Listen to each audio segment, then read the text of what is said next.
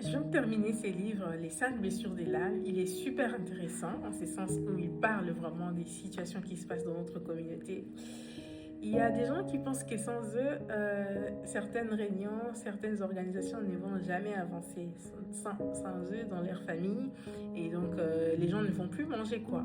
Il y a également certaines personnes, lorsque vous discutez avec eux, c'est avec elles, en fait, vous avez du mal à contredire ces personnes-là. On ne peut jamais contredire, je donne l'exemple d'Anne, on ne peut jamais contredire Anne. Donc quand Anne donne son avis, c'est absolu, il n'y a pas de contradiction. Et je donne également un autre cas, c'est par exemple une fille qui a aimé et qui par la suite a été trahie par quelqu'un et qui dit moi, je ne veux plus m'engager dans des relations parce que les hommes sont tous des menteurs. Des hommes, il ne faut pas faire confiance. Donc, c'est ce genre de paroles qui, de fois, en fait, sont prononcées de manière sans pourtant vouloir être dans la généralité, mais je suis juste en train de raconter ce qui est dans ces livres parce que je les trouvés super intéressants et que je recommande également parce que si vous les lisez, vous allez vraiment rire. Et donc, il y a certaines filles qui disent non, les hommes sont des sorciers, ils sont ceci, cela. Je ne refuse pas, je n'admets pas non plus.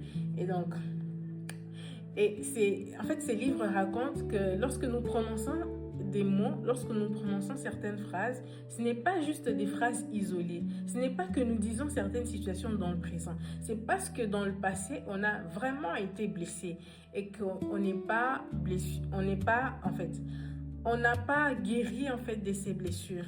Et ce qui fait en sorte qu'on puisse prononcer certaines phrases, qu'on puisse voir le monde selon ces blessures-là. J'ai dans les cas où les gens disent non, moi quand j'aime en tout cas une fille, c'est que c'est pour autre objectif que l'aimer. Voilà, quand j'ai dragué une fille, c'est pour autre objectif. En réalité, il y a des blessures derrière ces genres de phrases.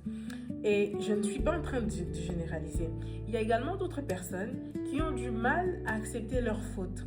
Donc vous allez jamais convaincre, vous allez jamais leur reprocher, pardon. Voilà, elles ont commis certaines. Donc je ne saurais pas non plus raconter tous les livres, sinon il est super intéressant que je recommande également. Ce qui m'a le plus plu dans ces livres, c'est que l'auteur recommande la méditation. Chaque jour, il est très important de méditer parce que la méditation essaye de nous rapprocher de notre être. Voilà, de reconnaître que nous sommes là, de penser à ce qui s'est passé dans le passé, de reconnaître en fait chaque blessure a été réalisée dans quel contexte.